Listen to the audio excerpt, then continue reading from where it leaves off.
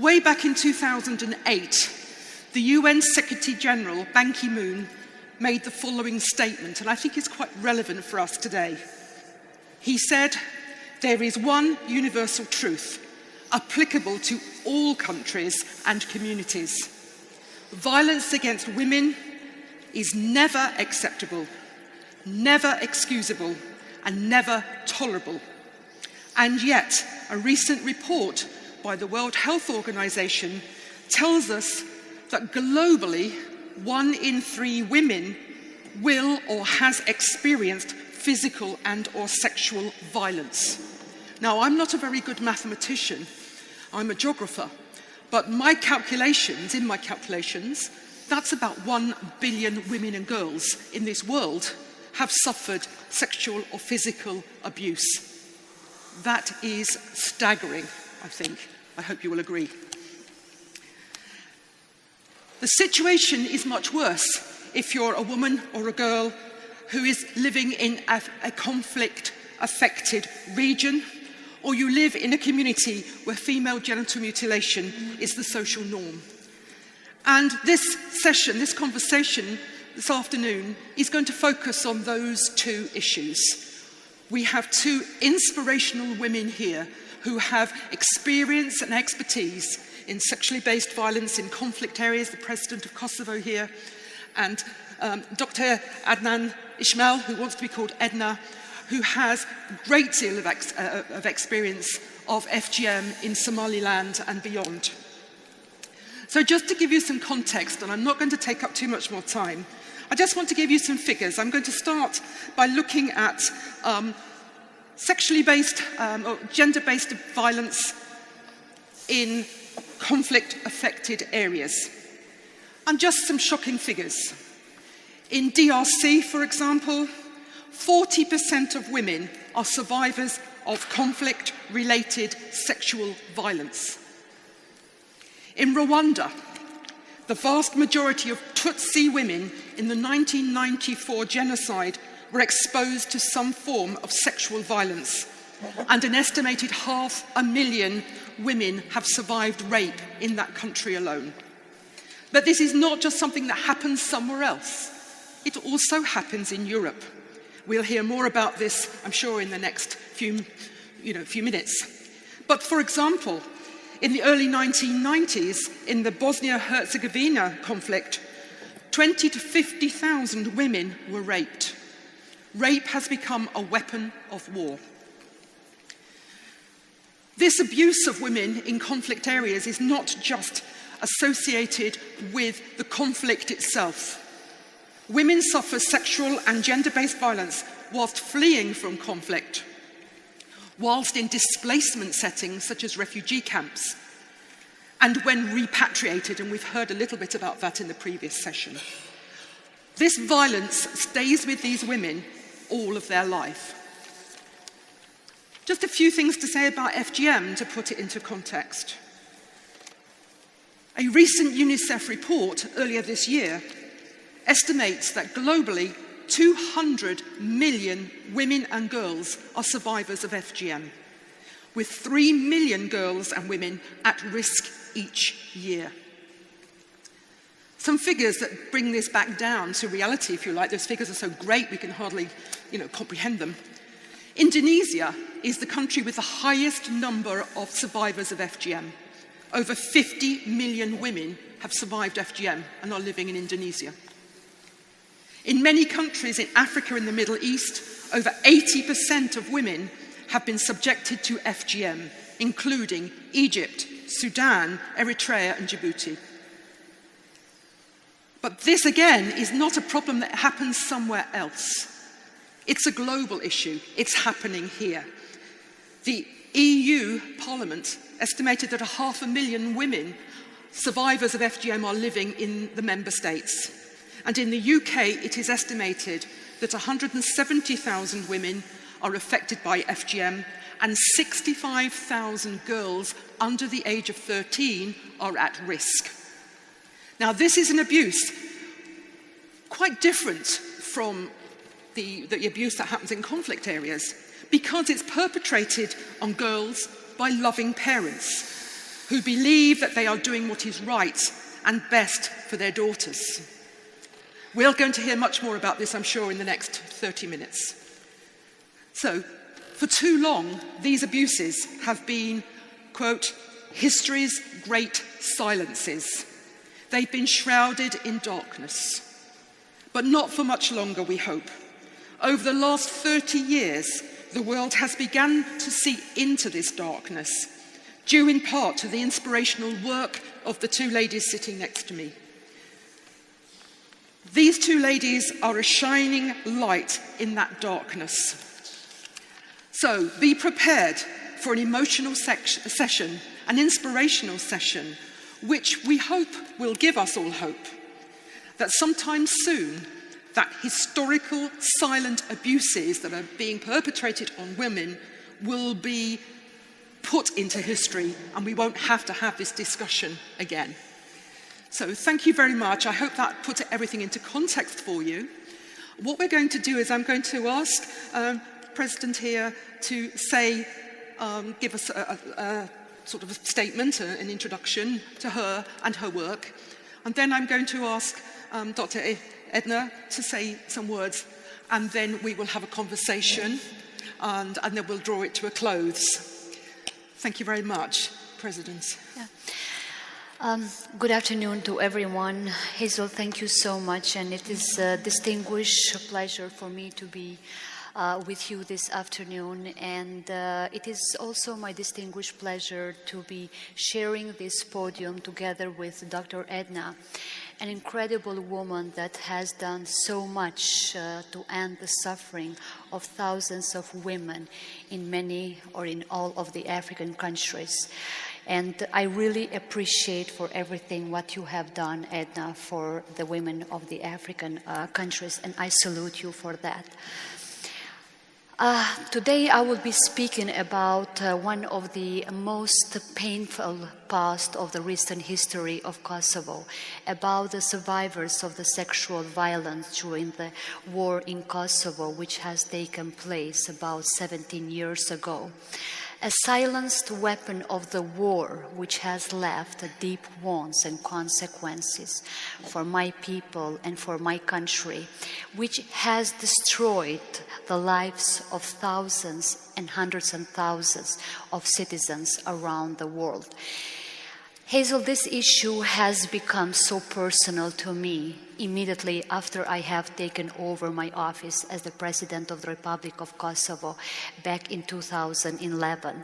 Not only because this has touched my society, my country, the very fabric of our own country, but also because it has planted the seeds of pain, of fear, of suffering, of thousands of the victims, men and women, on our country, but also became a personal issue to me because still 17 years after the end of the war, this issue continues to be, unfortunately, an open wound for our country, for the men and women of my own society. It became also very personal to me that not only that I've seen that happening in our country 17 years ago, you have very well said, 20 years ago, 40,000 women have been direct victims of the sexual violence from the war in Bosnia and Herzegovina. In Sudan, in Nigeria, in Rwanda, it's happening even today's day in Syria and other corners of the world. And the question to me it is, how much longer we are going to leave this situation going on? Just a few days ago, before coming here, I read a very inspiring article by a good friend of mine, Christine Amanpour. And she has very highly said that I would rather be truthful than be neutral. I think that the current global trend is more having the approach of neutral, and actually we cannot handle this approach of being neutral. We have to be, first of all, true to ourselves, true to the roles and responsibility that each and every one has, no matter are we heads of states, heads of the governments, or heads of the international organizations. For many of you which are not familiar with Kosovo's history, Kosovo 17 years ago came out of the terrible war, which has left deep wounds and consequences that even today's day we are paying a big price to that, leaving behind over tens and thousands of people who have been killed and massacred. Still, 17 years after the end of the war, we are having over 1,600 people missing in different massive graves within the territory of Kosovo and the territory of Serbia, and over 20,000 women which have been direct victims of the sexual violence used as a tool of war. Sexual violence was used as a tool of war towards thousands of women and men in our country for the purpose of inciting fear, oppression, ethnic cleansing, to emasculate a man and to strip off the whole society from its human values. Thousands of men and women which has been direct victims of the sexual violence, for 17 years in the role, they carry these scars and the wounds of the heinous crime that has been conducted unjustly by the police, paramilitary and military forces of Serbia, which they turned their bodies into the battlefields for the political gains. Immediately after the end of the war, as a country, we started rebuilding ourselves, rebuilding our country from the ashes of the war, having a lot of struggles with many challenges to building our society, building a peaceful country, stable and a secure country. But somehow, unconsciously, we have forgotten about the survivors of the sexual violence. We have kept them unconsciously in the silence for the continuous over 10 years after the end of the war to battle with their shame, with isolation and social exclusion without any institutional or the social response. How fair, and how we were able to one more time or 100 more times to re-victimize them even after the war has ended in the country. And knowing all of this situation, immediately after the end of the war, immediately after my election as the president of Kosovo back in 2011, in my first few days in the office, I decided to meet with a group of the survivors of the sexual violence. I started with a number of 36 of them that day. It was in my first or second week in the office. And today's date counts over thousands of them that I personally talked to them and listened to every single story of them, what they have gone through. And talking to them, listening to them, I came to the conclusion that the war have unfortunately not ended yet for them. While we, as the citizens of our country, we were enjoying our freedoms and liberties, we didn't pay attention of thousands of women and men which were still living with the horrors that they have gone through over 17 years after the end of the war. And my dear ladies and gentlemen, I heard stories of the women that their dream never became true of becoming a mother because of the loss of the unborn child due to the horrific crimes of the rape that they have gone through. I heard the stories of the mothers which they have witnessed, the gang raping of their daughters. I heard the stories of the young children who have not survived out of these inhuman acts. I heard the stories of the women which have been raped in front of their husbands, fathers, brothers, in front of the entire village. I also heard the stories of the women which they lost everything, including their families, due to the stigma and the taboo that we unjustly unveiled on them this veil of the shame for several years after the end of the war. I met a mother that she was raped the same day together with 3 of her daughters. She was in her early 40s. Her oldest daughter was 17, the other daughter was 15, and the youngest one was 13, with a Down syndrome. Exactly the same day, her mother was by chance visiting her that day when the paramilitary forces entered her house and committed this crime. She couldn't cope with what she had seen happening to her daughter and to her granddaughters. She went outside, jumped into the well, and committed a suicide. I met a mother that she was 6 months pregnant when she was gang raped. She miscarried immediately after the action. But the worst part is that 2-year-old son was killed the same day, including her husband. I met a mother that she was kept for a continuous 6 months imprisonment in her own house with 3 of her children, systematically raped for the continuous 6 months, impregnated as well. And without knowing what to do, she drank chemicals, hoping that she will die too. And when the paramilitary forces got an order to leave out of that village, on the way out, they raped her daughter of 5 years old. In all of these stories, I also witnessed a courage of so many of young girls, of women, and women of my own country, finding the strength and courage of moving on, rebuilding their life for the sake of their families, for the sake of their own children, for the sake of their own society, to fight the stigma every single day that was surrounding, without paying attention to what they have been going through for the continuous years after the end of the war.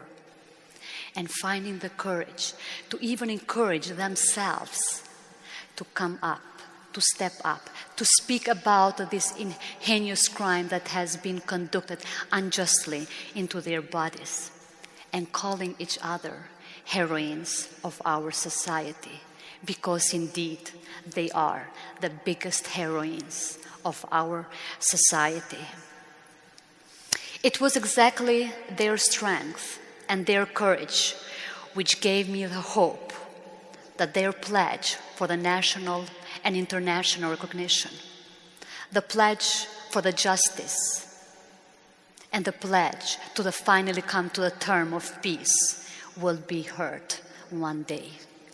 Because I will tell you today that even 17 years after the end of the war has passed, we don't have not even a single individual or the perpetrator that has been facing the justice, or they have been facing with the consequences about what they have been doing to the thousands of the victims of the sexual violence. And this might be even surprising you mostly, because of the political situation of our country that we are facing. Kosovo is not a member state of the United Nations, and so that's why the sacrifice of over 20,000 victims of the sexual violence is still not being recognized as the crime committed towards them. So how fair is this? Even if it was one victim, it would be so much of the injustice done, not only that we are speaking about over 20,000 women. So seeing this situation, what was dominated in our country, seeing my competences as the head of state, with the constitution is slightly different in my country, I said to myself that situation has to change. Situation is not going to be the way that used to be for the continuous 13 years after the end of the war. I start talking with all of the institutions. I start talking with the civil society. I start talking with many of the NGOs, especially with the women NGOs in the country, which I am forever grateful to them because they were the only door which the women of my country could knock freely and could seek the help and support, starting from the medical assistance and all the way down to the psychological treatment. And I came to the decision to establish the National Council for the Survivors of the Sexual Violence, which I led personally. And I made sure that around that decision-making table, I bring the whole government, including Prime Minister, ministers, President of the Parliament, civil society, NGOs, medias, and others. And I am proud to say today that what we were able to achieve within 1 year, starting from regulating their legal status, gaining the rights that every other victim of the war was enjoying immediately after the war, but they have been not enjoying these rights, which the law is supposed to guarantee these rights, and all the way down to their rehabilitation, reintegration, and resocialization, including the economic empowerment of all survivors of the sexual violence.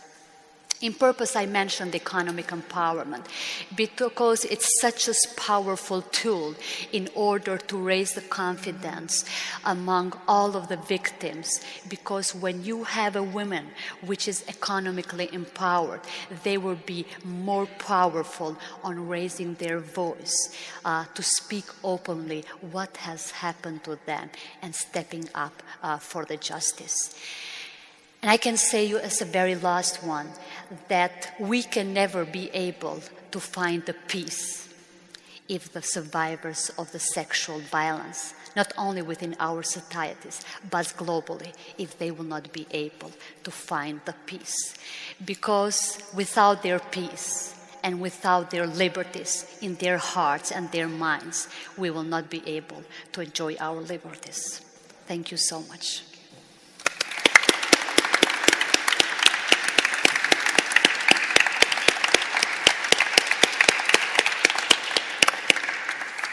Okay, I promised you an emotional afternoon, but also an inspirational one. We'll move on to another lady who is inspirational, who's going to say a few words about FGM. Yes. Okay, Dr. Would you mind if I stand up? No, Good. you do whatever's Thank you. comfortable. I'm so cold. Well, thank you very much, the organizers, for giving me this opportunity to speak to you about an issue that is very, very important to me. I'm from Somaliland, a country in the Horn of Africa that, like Kosovo, does not have a representation in the United Nations because we do not exist.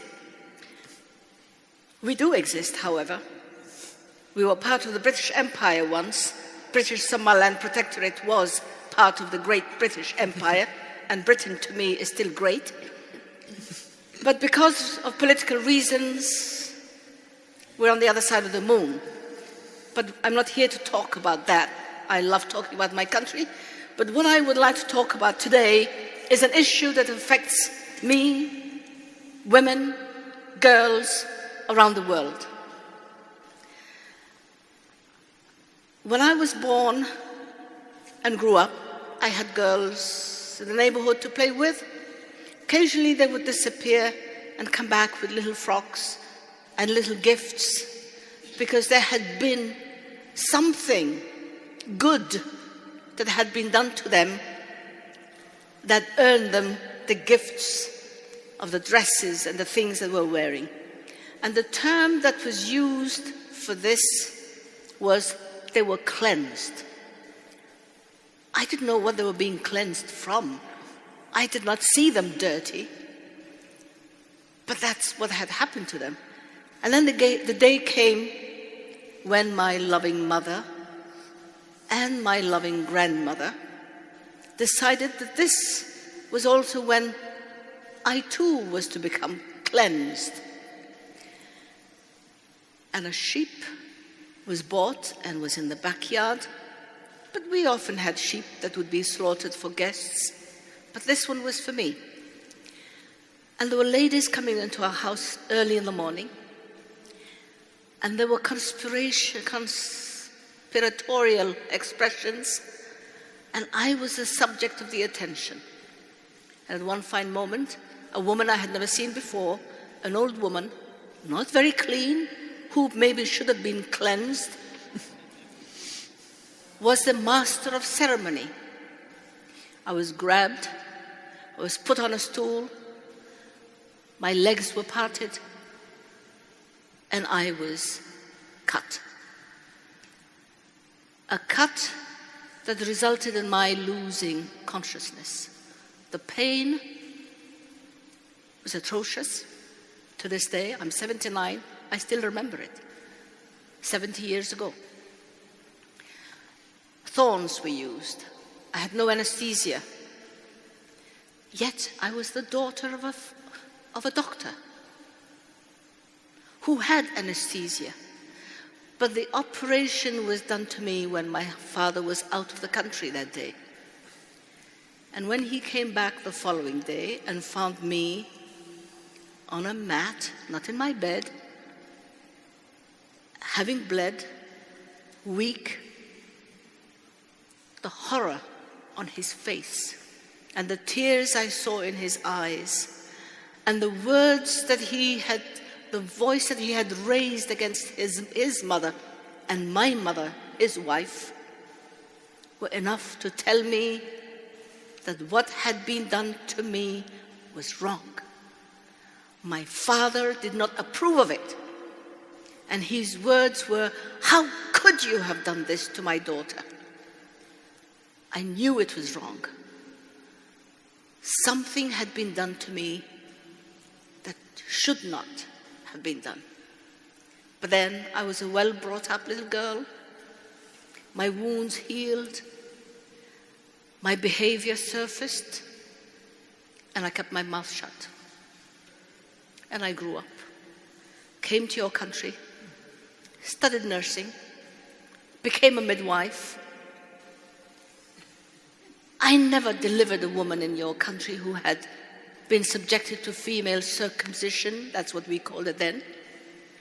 And then in 1961, I went home, very proud of becoming the first qualified nurse midwife, the Florence Nightingale of Somaliland. I was going to change the world.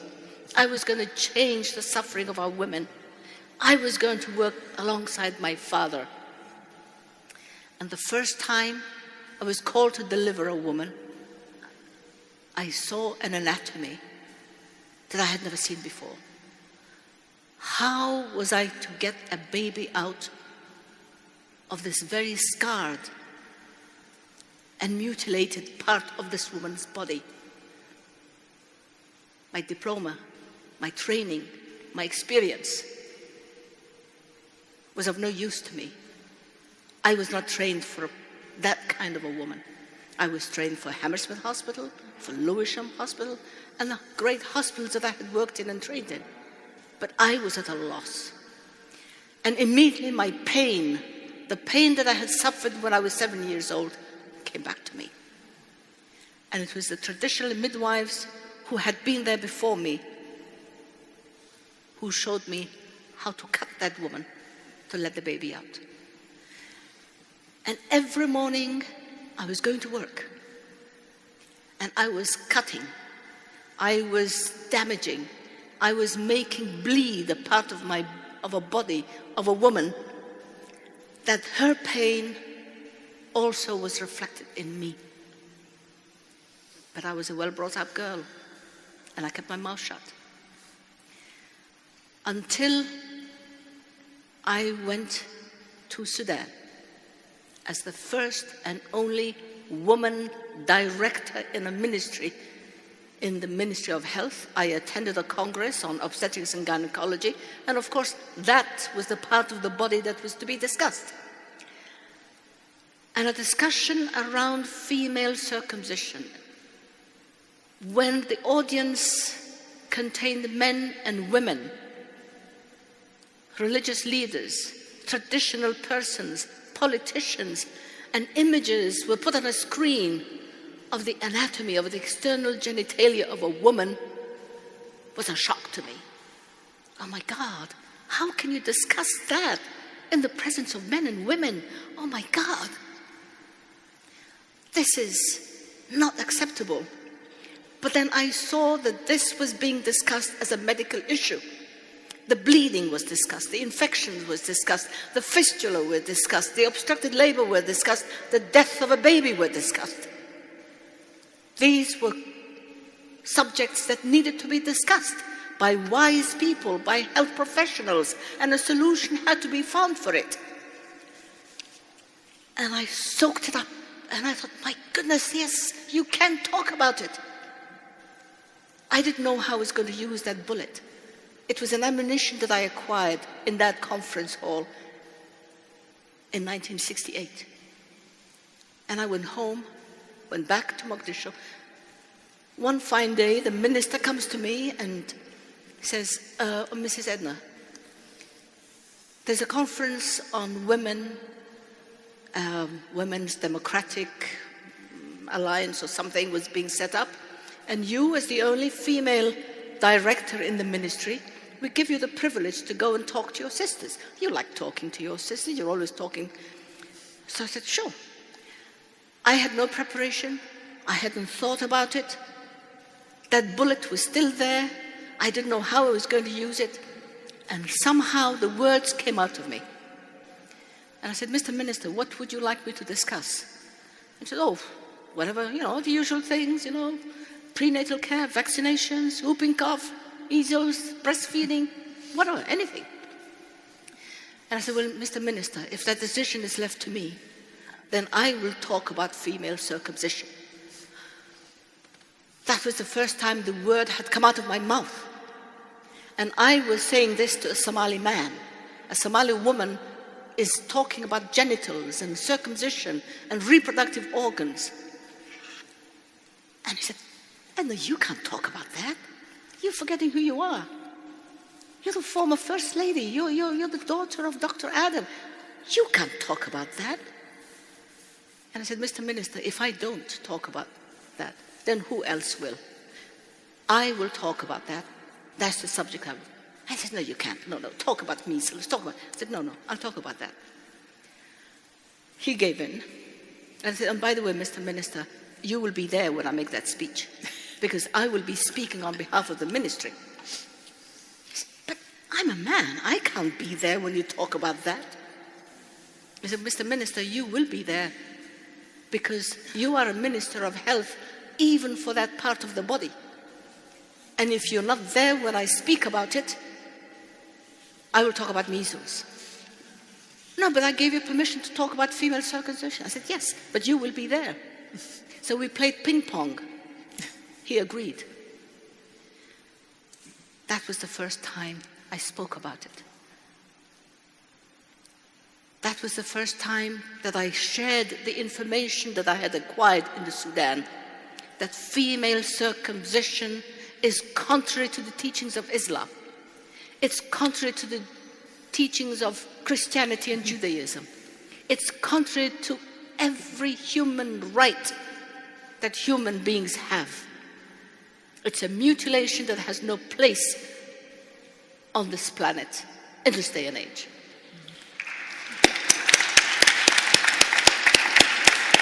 Easily said, but what are we going to do about it? We came here, nobody would give us a platform to speak about it. No, this is an African problem. We don't want to talk about that. We would picket the United Nations. We would picket the Organization of African Unity. There would be very few places who would give us a platform to speak about it. And for the sake of strategy, I know the value of the social aspects, the human rights aspects, the sexuality aspects associated with female circumcision or female genital mutilation. But I keep that aside. I don't want it to clutter my discussions and my arguments.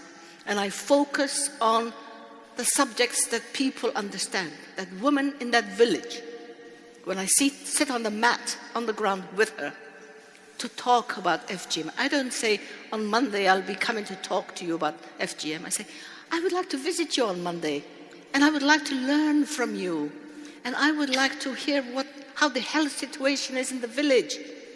And we talk about the goats, and we talk about the weather, and we talk about the children, and we talk about the cough, and we talk about the... And then we come to the point of female circumcision.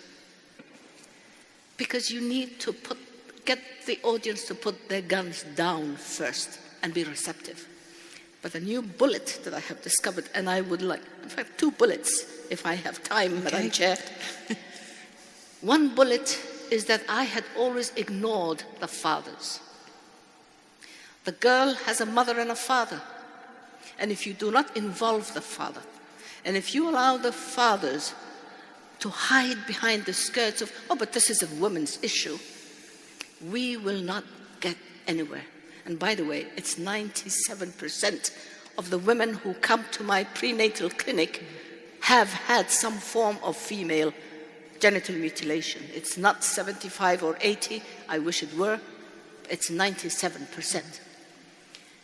Fathers have to be involved, religious leaders have to be involved, politicians have to be involved. And when I was foreign minister, that was one thing I took advantage of as well, being a woman. And I would go to countries like yours and I would say, please grant me one little favor. Add your voice to the effects of female genital mutilation among the communities from our part of the world who are living with you. And the example that I would use is when I apply to for a visa to go to your countries, I have to fill a form. And I have to answer yes or no. Have I been convicted of a crime? I have to say yes or no. If I say yes, if I say, well, yesterday I just killed somebody, they're not going to give me a visa.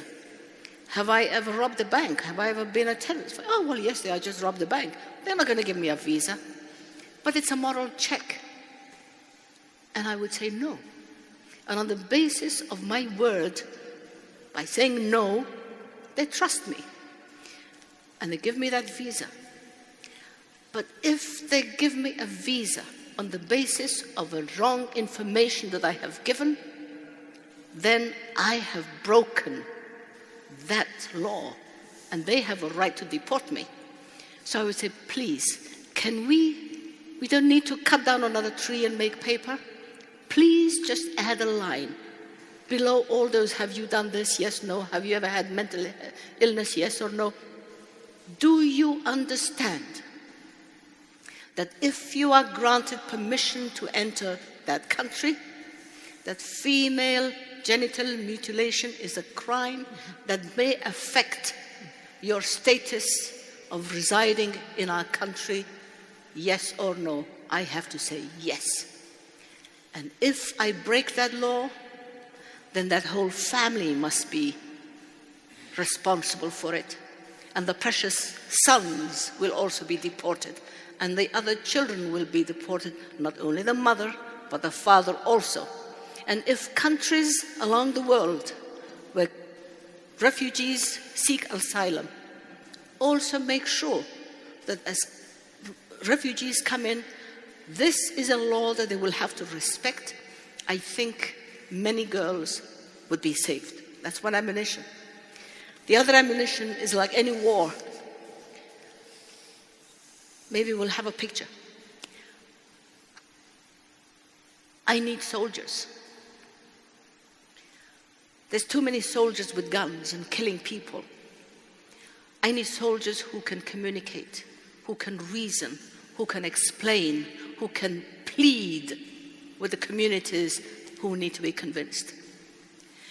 And when my country returned from war, from 11 years of civil war, and our hospitals were leveled to the ground, and schools were leveled to the ground, and homes and churches and mosques and chapels and whatever were leveled to the ground. Hospitals, that is one of the hospitals in our country. That was a shock, was a reality shock to me.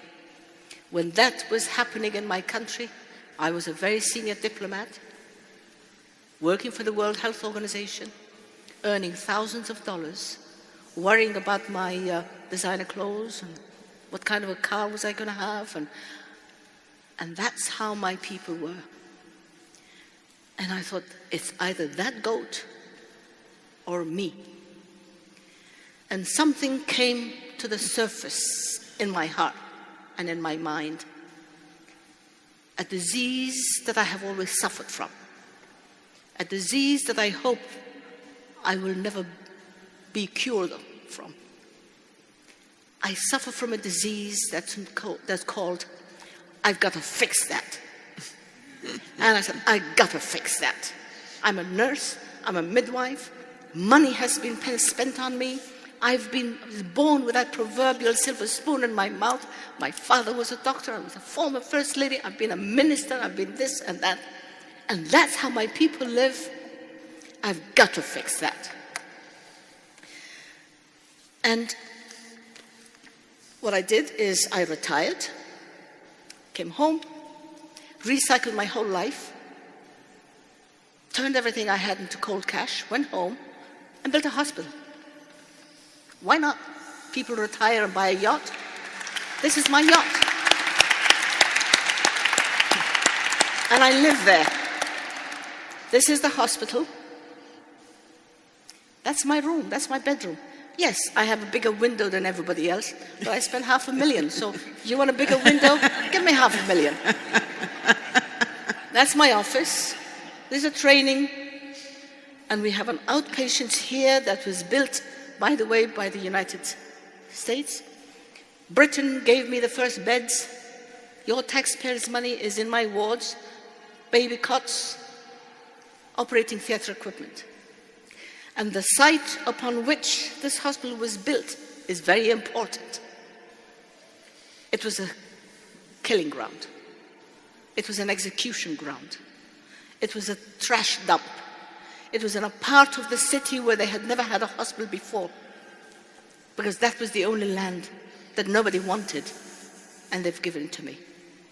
And when all my money had gone, had left, and I sold everything. By the way, if you ever come to me and you use my bathrooms, and you pull a chain or whatever, you'll be using my sapphire. You might be using my diamond. You might be using my emerald. Because when I built a hospital, I had no faucets. I had no toilets. Now, what's a hospital without toilets? So I just sold the last bits of things I had. I'm just as happy as I am with this. 50 rupees in New Delhi. Why not? I love Absolutely. it. Thank you. Everything went in there. And now, my army. That's my army.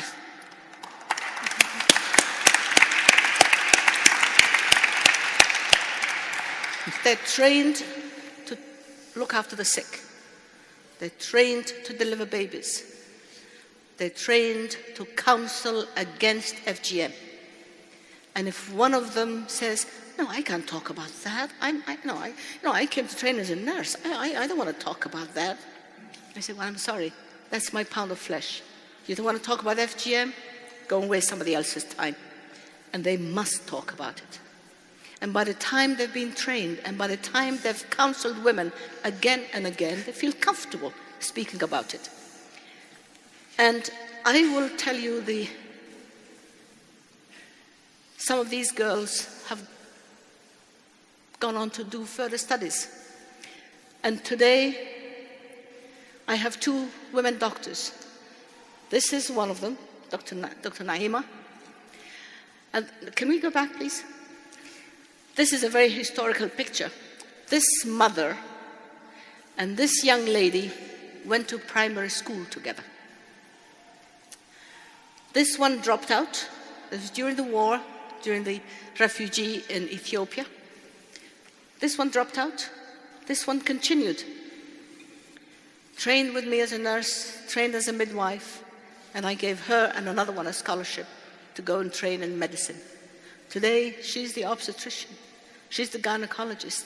She has just performed the cesarean section to deliver the baby of her schoolmate. That's what a woman who's gone to school in a refugee camp can become.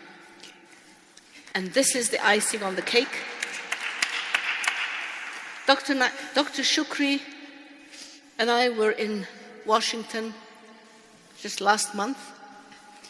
And Dr. Shukri is someone who operates not only with a scalpel, she operates with her heart.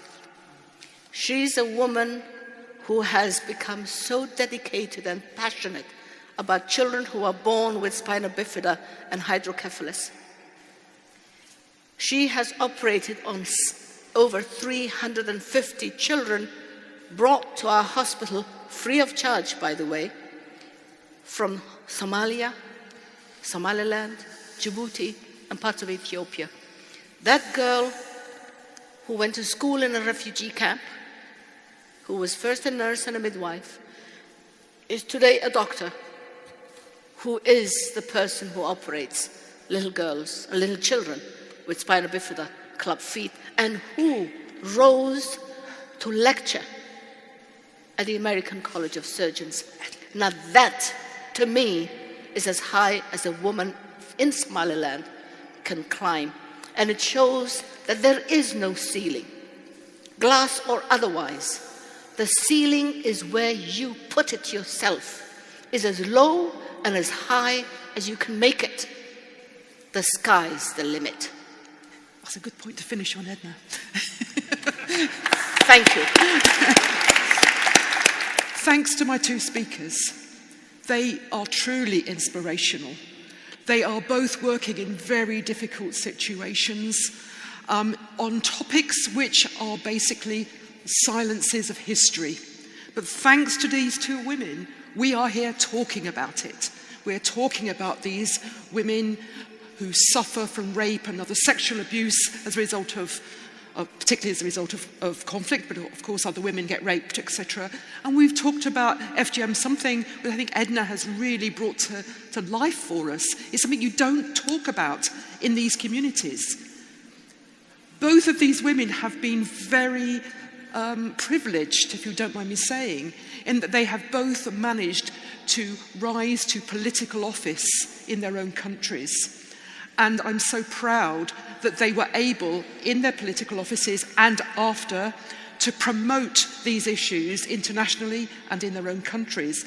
And, if you like, are shining a light on an issue that really needs to come out from the darkness. You too can contribute. I'm going to give you 3 dates that you might just want to note. The 25th of November, for example, is International White Ribbon Day. That's a day which focuses on ending violence towards women and girls. Please go out there, tweet, whatever you do, on that date. I think it's next week sometime. Second date I'd like you to put in your diary is the 6th of February.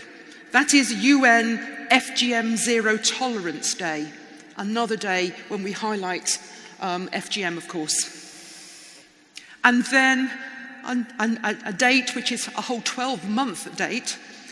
2017 is the EU's year of action against gender-based violence. And there will be lots happening in 2017 that I hope you will get involved in. We want a ripple effect. In fact, I think we both, or 3 of us, would want more than a ripple. We want a wave, we want a tsunami. We want these human rights abuses to end. And we don't want to be sitting here in 10 years' time saying the same things. Thank you very much. Please show your appreciation to our speakers. Can I just say one little word? If it's a very quick word, Edna. Yeah, I'm sure there are students out there who want to study about FGM. Please go on our website and you'll find a lot of data on the research that we've done, a first one and a comparative one. And I just want to know that on the 12th, we will be launching the Edna Hospital Foundation charity in the UK. Fantastic. So these are also where we will be able to follow. Would you like to say something? I'd like just give the last word to the President here, who's been very quiet for the last 30 minutes. Please. Yeah.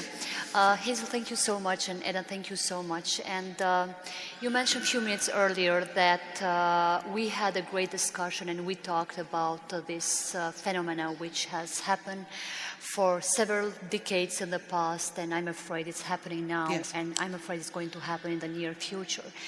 I think now is a time that we really need to act, that we need to move from talking in taking the actions. And I hope that 2017, it will be the year of the actions, because the survivors of the sexual violence, trust me, from my own experience, I can speak that they don't ask much. They just ask for the hand to reach to, the ear that they can talk to, and the voice that they can speak through. Because by doing this, we are not only going to bring a peace in the hearts and the minds of the victims, but trust me, history is not going to forgive us. And let's bring that peace also in our hearts. Thank you so much. Thank you very much. Thank you.